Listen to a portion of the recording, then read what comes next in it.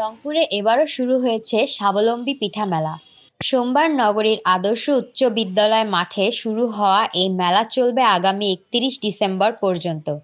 ডব্লিউডিসিএ নামের একটি বেসরকারি সংগঠনের উদ্যোগে আয়োজিত এই মেলায় ১৬ জন নারী অংশ নিয়েছে, যারা আলাদা আলাদা স্টলে ২৫ প্রকারের পিঠা বিক্রি করছে। এসেছি পিঠা খেতে এবং পিঠা মেলা দেখতে। আসছি পিঠা মেলায় ঘোরার জন্য এবং দেখার জন্য অনেক ভালো লাগলো। এখানে আসার উদ্দেশ্য হচ্ছে মা খালার হাতে পিঠা খাওয়া, যেটা স্বাদ আমরা এখন প্রায় ভুলেই গেছি। আয়োজকরা জানিয়েছেন, গত বছর প্রথমবার স্বাবলম্বী পিঠা মেলার আয়োজন করা হয়। দুস্থ নারীদের আয়ের পথ তৈরি করে দিতে এই উদ্যোগ। গতবার বানাইছি, এবারে ওই খাস্তা পিঠা বানাইতেছি। আমি এই যে ফুটপাতে ব্যবসা করি, গত বছরে এখানে পিঠার মেলা করছি, এবারও আসছি। পিঠা বানাইতে আমার খুব ভালো লাগে, এটা ব্যবসা বেচা কিনা করছিলাম।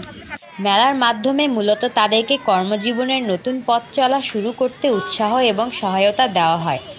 এই পিঠা মেলার উদ্দেশ্য হচ্ছে যে রাস্তাঘাটে যে খালারা পিঠা বানায়, এবং অনেক খালারা আছে যে পিঠা বানাতে জানে কিন্তু পারিবারিকভাবে অসচ্ছল, তারা চাইলেও রাস্তায় বেরোতে পারে না।